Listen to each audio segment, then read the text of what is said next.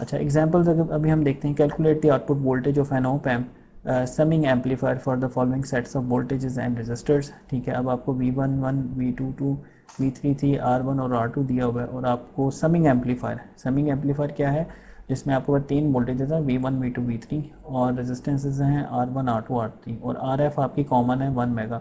तो we out आप वही पुराना फार्मूला लगा के माइनस, ठीक है, आर एफ, देखें आर एफ कितनी है 1000 के ओवर 500 के इंटू 1 वोल्ट, फिर प्लस 1000 के ओवर 100 के, ठीक है, पहले है 500 के ये वाली R1, फिर R2 क्या है 1 मेगा यानी 1000 के, सॉरी 1000 के, और फिर उसके बाद आता है R3 ये भी 1000 के है, ठीक है, और उसके बाद जो है आपका 3 वोल्ट आ जाएगा, ये आपको गिवन है, यानी ये सम कर रहे हैं आप।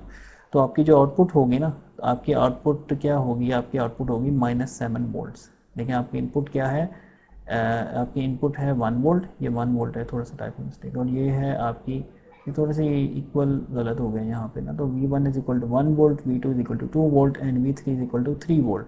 तो आपको आउटपुट पे क्या मिल रहे हैं, -7 वोल्ट। ठीक है, ये समिंग एम्पलीफायर है उसकी एग्जाम्पल। अच्छा, इसी तरीके से आपकी जो है डिफरेंशिएटर की आउटपुट अगर आपने निकालनी है, ठीक है, when the voltage source changes from 0 to 10 volt at t is equal to 0.4 second.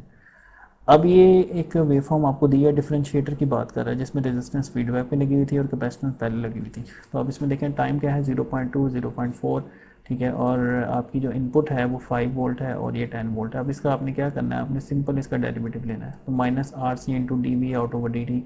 Are कितना है इसके, इस केस में आपको गिवन है 10 किलो ओम, ये गिवन है आपको 10 किलो ओम, ये यहाँ पे लिखा नहीं लेकिन आपको क्वेश्चन में लिखा होगा 10 किलो ओम इंटू 2.2 माइक्रोफेरेड, ठीक है, और D V out over D T. अच्छा, अब डी वी आउट डेरिवेटिव आपने निकालना है, ये लीनियर है। डेरिवेटिव हम कैसे निकालते हैं, स्लोप से निकालते हैं। स्लोप हम कैसे कैलकुलेट करते हैं, delta Y over delta delta X. Delta Y कितना है इसमें 10 माइनस, आप ये दो पॉइंट भी ले सकते हैं, अगर ये दो पॉइंट लेंगे तो आपको ये दो एक्स वाले कंसिडर करने पड़ेंगे, अगर आप ये दो भी ले सकते हैं, लीनियर लाइन है, कोई से दो पॉइंट ले सकते हैं 0 0, और आपका जो है ये पॉइंट का आ जाएगा 0.4 कॉमा 10 वाई वैल्यू है, ये एक्स वैल्यू है, तो ये आ जाएगा 10 ओवर 0.4, ठीक है ना, 10 माइनस 0 ओवर 0.4 माइनस 0, जो कि इसको सॉल्व करेंगे आपको तो आपका आ जाएगा -0.55 वोल्ट। यानी जो डिफरेंशिएटर की आउटपुट होगी वो क्या आएगी, -0.55 वोल्ट। अच्छा, नेक्स्ट आता है कि इस एम्पलीफायर का जो है वो फर्दर इस्तेमाल, इसका फर्दर इस्तेमाल जो इलेक्ट्रॉनिक सिस्टम्स में होता है एज एन इंस्ट्रूमेंटेशन एम्पलीफायर्स के तौर पे जो है ना वो बहुत ज़्यादा इस्तेमाल होता है। जैसे इंस्ट्रूमेंटेशन का कोर्स आप पढ़ेंगे जिसमें आप ये पढ़ेंगे टेम्परेचर सेंसर्स, जिसमें थर्मोकपल्स होती हैं, ठीक है, जो कि टेम्परेचर को मेजर करती हैं, ठीक है, टेम्परेचर लेवल, प्रेशर, इस तरीके से आप बहुत सारे इंस्ट्रूमेंट्स, इलेक्ट्रॉनिक इंस्ट्रूमेंटेशन का कोर्स है उसमें आप ये सारी चीज़ें पढ़ेंगे।